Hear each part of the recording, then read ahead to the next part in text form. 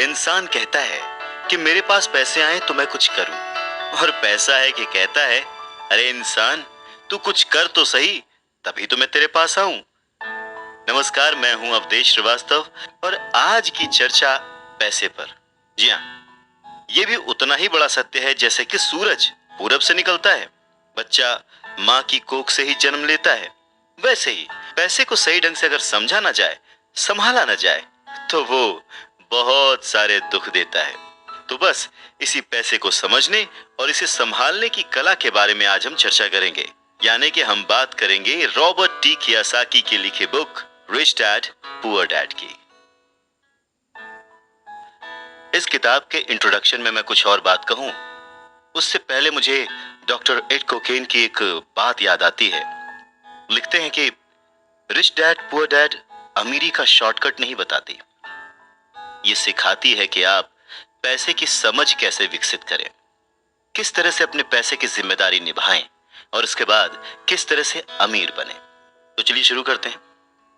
दोस्तों, जब भी बात जिम्मेदारी की आती है तो नाम याद आता है उस शख्स का जिसने जिंदगी में कितनी भी ठोकरें खाई हो, कितना भी दुखी रहा हो, पर हमारे हिस्से के गम लिए और अपने हिस्से की खुशी हमें दे दी। पिता। जेब खाली हो फिर भी मैंने उन्हें मना करते नहीं देखा।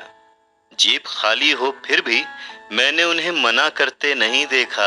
अरे मैंने अपने पिता से ज्यादा अमीर इस दुनिया में कोई इंसान नहीं देखा।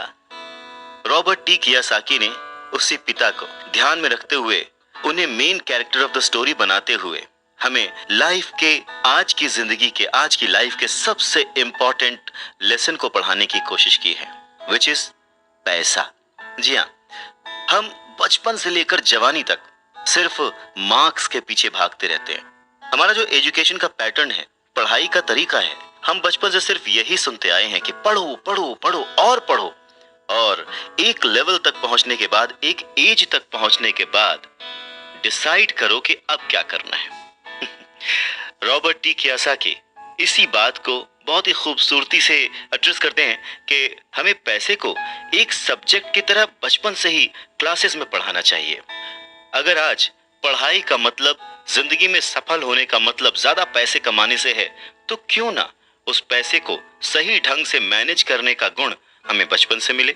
स्कूल्स 6 घंटे के, 8 घंटे के होते हैं, पर बाकी जो वक्त है वो घर पे बीतता है। तो कहीं ना कहीं स्कूल हो या घर हो, बच्चे को बचपन से ही पैसे की अहमियत, उसकी इंपॉर्टेंस, उसकी मैनेजमेंट के बारे में अगर पढ़ाया जाए तो इसमें कोई भी गलत बात नहीं है। मुझे लगता है कि ये बात कहीं ना कहीं मिसिंग थी। शायद कई सालों से ये जद्दोजहद है कि इसे शुरू किया जाए, इसे समझाया जाए। बहुत सारी फिल्में बनी हैं इस पर, लेकिन आज भी हम मार्क्स मार्क्स और मार्क्स के पीछे ही भागते हैं। अगर हमें पैसे को सही ढंग से मैनेज करने की कला आ जाए, अगर हमारी समझ डेवलप हो जाए, तो मुझे लगता है कि जो आजकल के बच्चे हैं वो बड़े जब होंगे तो वो खुश रहेंगे। इंसान को कंप्लीट करने के लिए उसका परिवार, उसके अपने, उसके दोस्त, उसका रहन सहन सब बहुत जरूरी होता है।